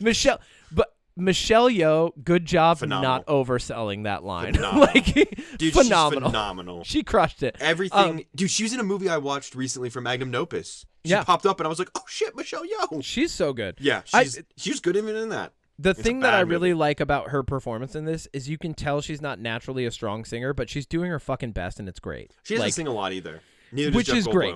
But like, well, and you know what's crazy? So that another reason I wouldn't have cast Jeff Goldblum. That song by the Wizard is actually done so much better in so many ways. I bet. Like it was like when Johnny Depp was Sweeney Todd. Like I love Sweeney Todd and I love the movie, but Johnny Depp is not a great singer. It's like when Russell Crowe was in fucking Les Mis.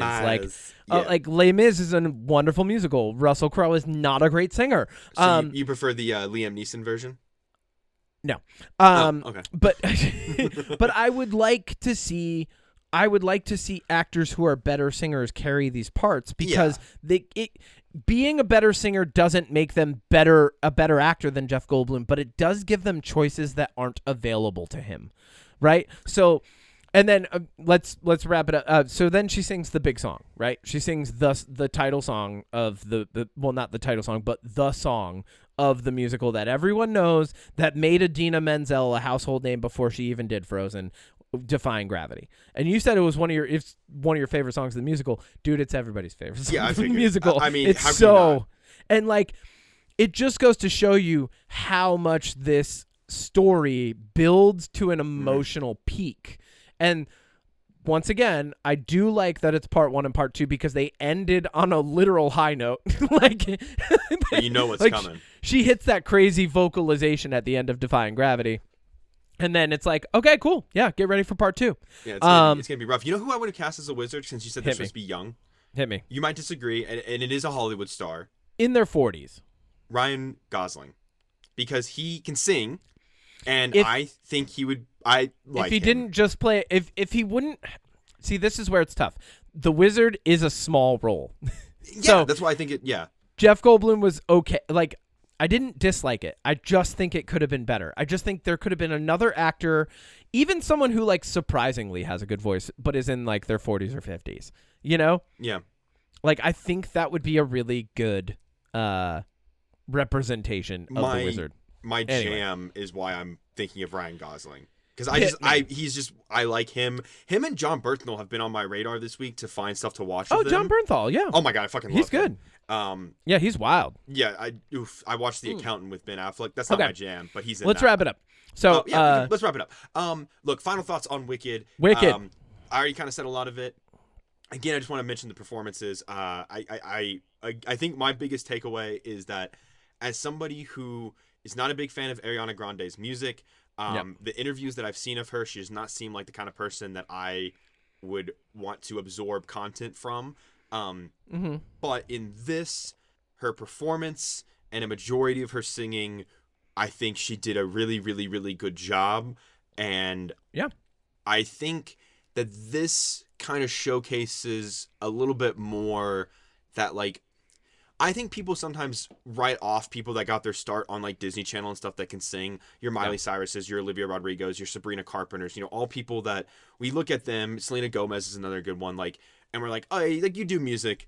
But, like, I don't think people really realize, like, Olivia Rodrigo is, like, headlining a world tour. Like, Sabrina Carpenter is headlining a world tour. Like, Ariana Grande, like, she dated Pete Davidson. Like, that's peak of, like, Kim Kardashian dated Pete Davidson. So, like, I mean, I'm just kidding. But my point... Are you trying to level the validity of two women through Pete Davidson now? No, that's the joke. Because they're on? Like, yeah.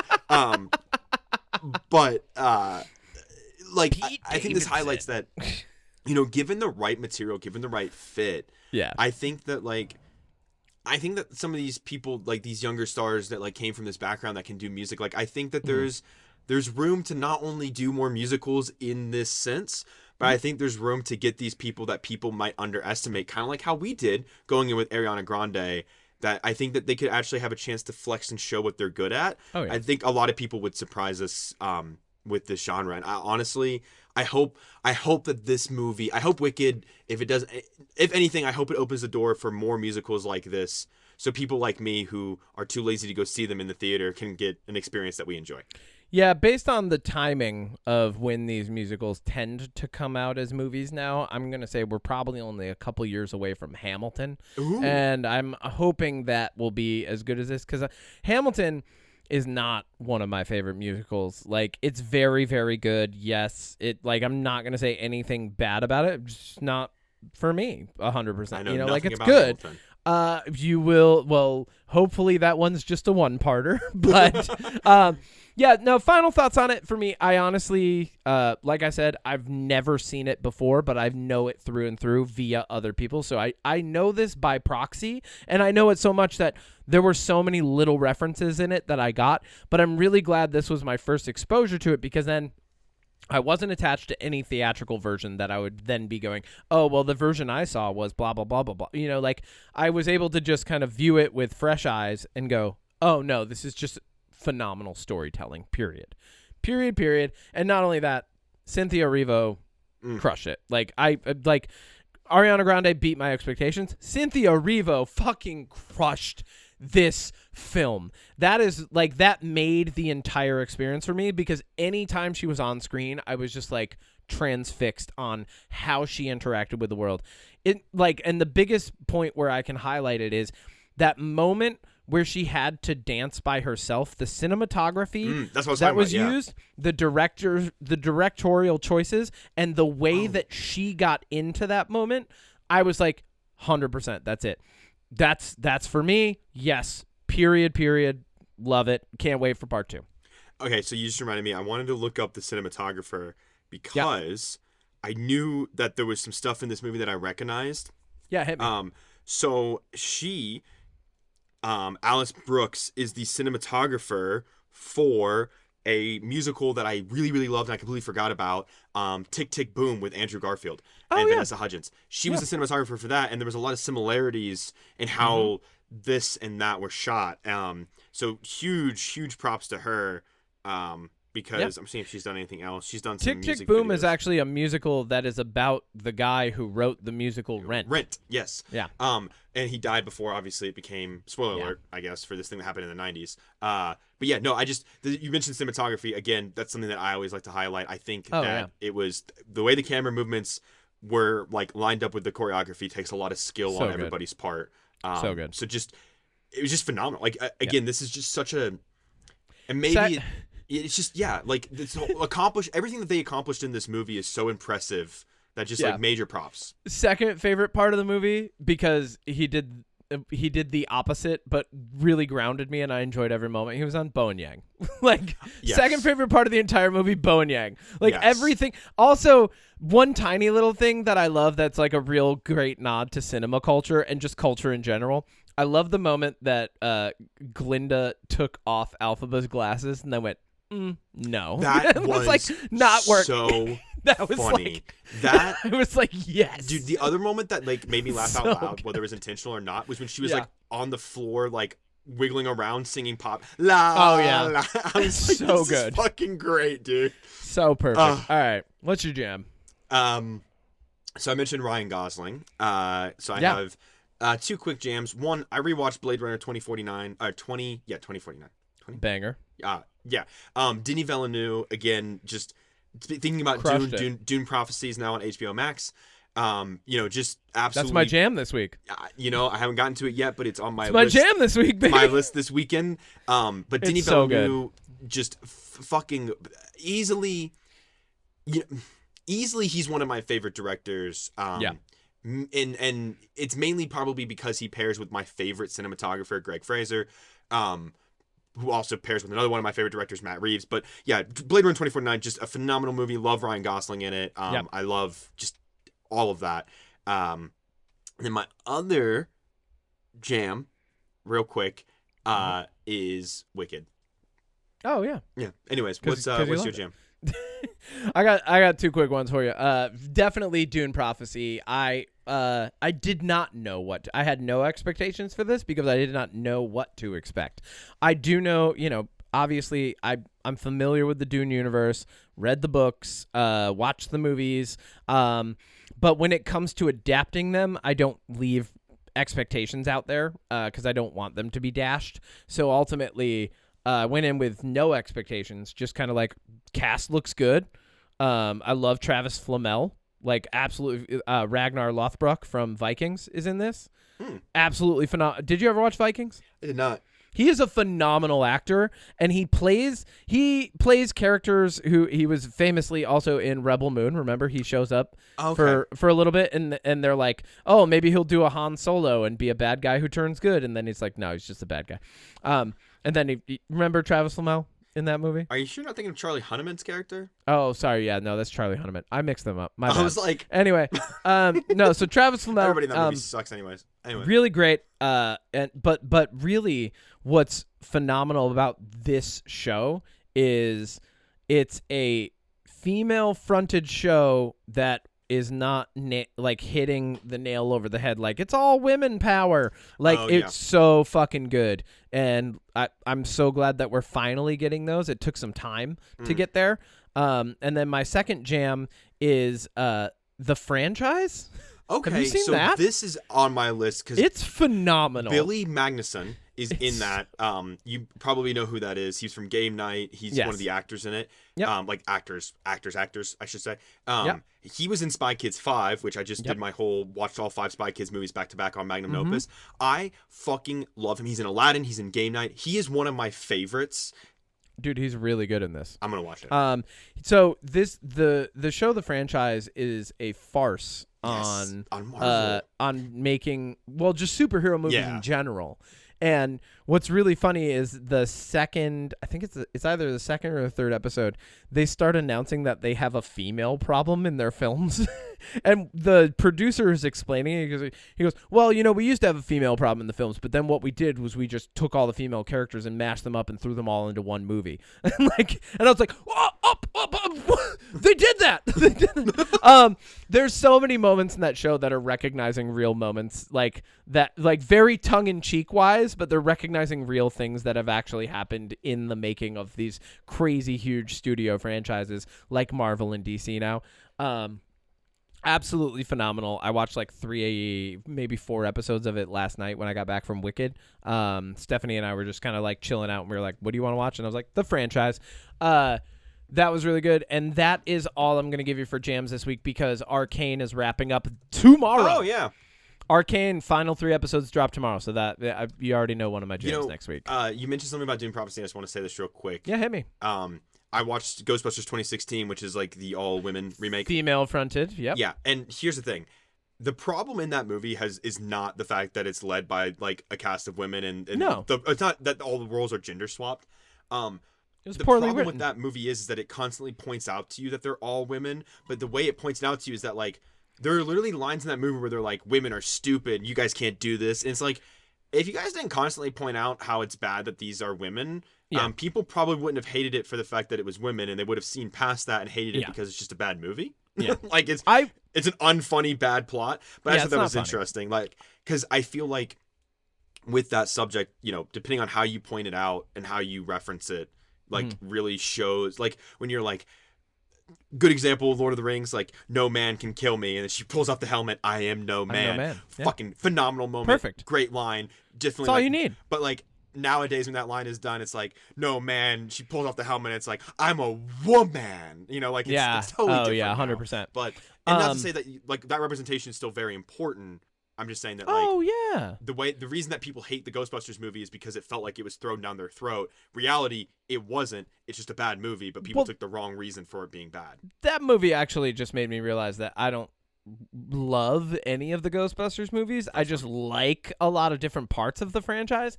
Like, like Slimer's funny, the Marshmallow Man's funny, Are You the Keymaster is funny. Like, there are moments in those films that I like a lot, right? But ultimately, I don't love them, and that Yeah. movie just made me go, oh, yeah, I've never loved any of these. Yeah. All right, fine. Yeah. But, yeah, no, so Dune Prophecy does a really good job of doing that, and I would hate it, too, if we were hammering people over the head with, like, this. Like, I don't watch the shows that are like, this is the manly man show. I don't like everything. those either. Yeah. You know? Like, any show that's like, well, and I'm doing this because I'm a tough guy. Like, I fucking hate that trope. Any message that's hammered over your head is bad. Yeah, but I don't like it. It's bad. Don't do it. It's just a bad time. So next week we're definitely going to be talking about Arcane. Have you watched Arcane? Nah. None of it. Nah. Sir. Don't make me watch it. Sir? Odie. Ma'am? Sir. Oh, wait. Can I call you sir? No, I Wait. don't. Sir is fine. I was just calling you ma'am. Sir? You, before next weekend. Oh, don't put this on me. Before next weekend, there's 12 episodes of this show. They're like 3 hours each. It's the best animated series that Netflix has ever created. I don't argue. I'm not arguing that it's good. It looks based good. off a video game that has League of no Legends. reason to be this good. No reason at all to be this good. And here we are with 3 episodes coming out tomorrow. And you're magnum opus. Yeah. You could make money off of watching this. I can't make money off of. I'm not going to get paid to watch 3 hours of Arcane tomorrow. I don't have time to watch 3 hours of Arcane. I've got to Me watch neither. bad movies. I don't have the time either, Odie. Like, you don't have Here to. we are. Neither of us have to. I do. I do. I'll try. I have to watch we'll it. See how far I get. You don't have to go see Wicked again in theaters, but I know you're going to make time for that this week. No, I definitely am not going to be able to go back to the theater. Oh, you're not? No. All right, well, get to Arcane when you can get to it, but I'm definitely talking about it next. What are we talking about next week? Arcane, I guess. There's if I so get many there. good things. Well, there's Arcane. There's The Penguin just wrapped up. I haven't watched it yet. I watched The Penguin. I'm The behind Penguin on is TV, Kevin. cinema. I'm behind on TV. The Penguin is because you've been watching bad movies. No, I've been watching good movies too. Well, yeah, but you've been mostly bad. Yeah, mostly bad. Okay, but The Penguin's a cinematic masterpiece. The Penguin's the first thing from DC that I've liked.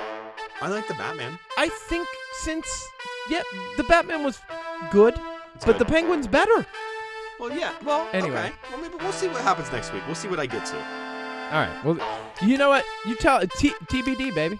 You know TBD. what? Much like Wicked, this is to be continued. Are you gonna go defy gravity now?